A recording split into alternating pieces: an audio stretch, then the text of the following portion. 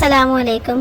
حضرت عمر بن خطاب رضی اللہ تعالیٰ عنہ نے بیان فرمایا کہ ایک دن ہم حضور اقدس صلی اللہ علیہ وسلم کی خدمت میں بیٹھے ہوئے تھے کہ اچانک ایک شخص پر نظر پڑی جو رسول خدا صلی اللہ علیہ وسلم کی خدمت میں حاضر ہونے کے لیے چلا آ رہا تھا۔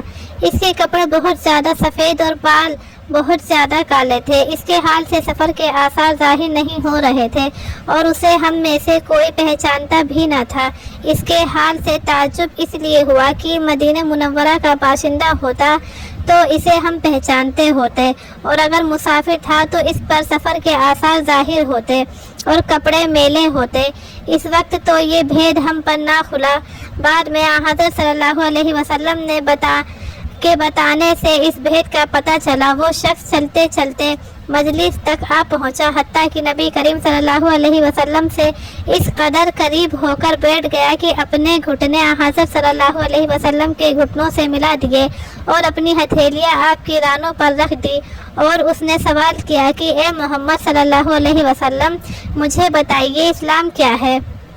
نبی کریم صلی اللہ علیہ وسلم نے فرمایا، اسلام یہ ہے کہ تو لا الہ الا اللہ محمد الرسول اللہ کی گواہی دے اور نماز قائم کرے اور زکوٰۃ ادا کرے اور رمضان کے روزے رکھے اور بیت اللہ کا حج کرے، بشرطے کہ تجھے وہاں تک پہنچنے کی استطاعت ہو۔ اس جواب کو سن کر اس شخص نے کہا، صدقت، آپ نے ٹھیک فرمایا۔ حضرت عمر رضی اللہ عنہ فرماتے ہیں کہ ہم کو اس بات پر تعجب ہوا کہ سوال بھی کرتا ہے اور پھر ایسے انداز میں ٹھیک بتاتا ہے جیسے پہلے سے جانتا ہو۔ پھر اس نے کہا کہ بتائیے ایمان کیا ہے؟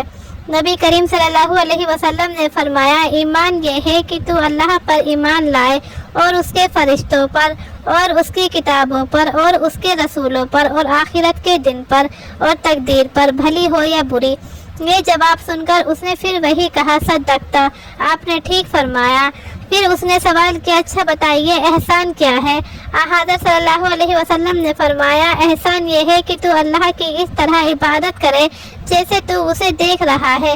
سو اگر تو اسے نہیں دیکھ رہا ہے، یعنی اگر تجھے ایسی قوت استبصار حاصل نہیں ہے تو یہ سمجھتے ہوئے عبادت کرے کہ میں اللہ کو دیکھ رہا ہوں، تو کم از کم یہ سمجھ لے کہ بلا شبہ اللہ مجھے دیکھ رہا ہے۔ پھر اس نے سوال کیا کہ اچھا یہ بتائیے قیامت کب آئے گی؟ حضرت صلی اللہ علیہ وسلم نے فرمایا کہ سوال کرنے والا اور جس سے سوال کیا گیا دونوں اس بارے میں برابر ہیں، نہ مجھے معلوم ہے نہ تم واقف ہو۔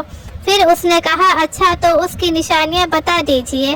حضرت صلی اللہ علیہ وسلم نے فرمایا کہ اس کی بعض نشانیاں یہ ہیں کہ عورتیں ایسی لڑکیاں جنیں جو اپنی ماں کی سردار ہوں، اور ایک نشانی یہ ہے کہ تو ننگے پیر ننگے بدن والے فقیروں اور بکریاں چرانے والوں کو دیکھے کہ اونچے اونچے مکان بنا کر آپس میں فخر کریں۔ حضرت عمر رضی اللہ تعالیٰ عنہ فرماتے ہیں کہ اس سوال و جواب کے بعد وہ شخص چلا گیا اور میں بہت دیر تک سوال سے رکا رہا۔ پھر حضرت صلی اللہ علیہ وسلم نے خود ہی سوال فرمایا کہ اے عمر، کیا تم جانتے ہو کہ یہ سائل کون تھا؟ میں نے عرض کیا، اللہ اور اس کے رسول ہی خوب جانتے ہیں۔ حضرت صلی اللہ علیہ وسلم نے فرمایا کہ یہ جبرائیل تھے، اس غرض سے آئے تھے کہ تمہارے سامنے سوال کر کے تمہیں تمہارا دین سکھائیں۔ یہ حدیث جبرائیل کے نام سے مشہور ہے، جو بڑے اہم امور پر مشتمل ہے۔ اس میں تمام اعمال ظاہر و باطن آ گئے، شریعت کے تمام علوم کو حاوی ہے۔ جس طرح سورہ فاتحہ کو ام القرآن کہا جاتا ہے، اسی طرح اس حدیث کو ام الحدیث کہنا زیبا ہے۔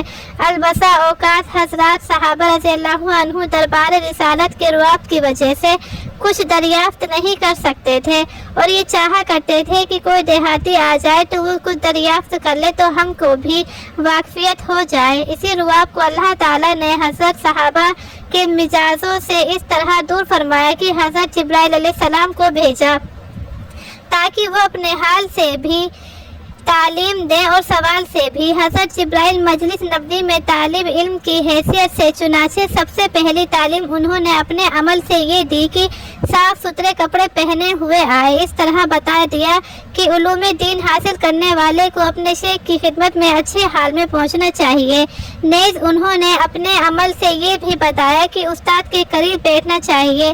جتنا قریب ہو جائے بہتر ہے۔ اس کے بعد انہوں نے یہ سوالات شروع کیے۔ سائل مذکور یعنی جبرائیل علیہ السلام نے سب سے پہلے اسلام کے بارے میں سوال کیا۔ حضرت صلی اللہ علیہ وسلم نے ان کے سوال کا جواب دیتے ہوئے اسلام کے 5 ارکان ارشاد فرما دیے۔ نمبر 1 کلمہ طیبہ کی گواہی دینا، نمبر 2 نماز قائم کرنا، نمبر 3 زکوٰۃ دینا، نمبر 4 رمضان المبارک کے روزے رکھنا اور نمبر 5 بیت اللہ کا حج کرنا بشرطے کی استطاعت ہو۔ ایک روایت میں ہے کہ جو آئندہ آ رہی ہے کہ ان 5 چیزوں پر اسلام کی بنیاد ہے۔ اسلام گویا ایک مکان ہے جو ان ستونوں پر قائم ہے۔ جب سائل نے ایمان کے متعلق سوال کیا تو حضرت صلی اللہ علیہ وسلم نے 6 چیزوں پر ایمان لانے کا ذکر فرمایا، جس کو ہمارے عرف میں ایمان مفصل کہا جاتا ہے۔ اللہ پر ایمان لانا یعنی اس کی ذات و صفات کو اس طرح ماننا جس طرح کتاب اللہ اور رسول اللہ تعالی صلی اللہ علیہ وسلم نے بتایا ہے۔ فرشتوں پر ایمان لانا، ان کو خدا کی مخلوق اور اس کا فرمانبردار سمجھنا۔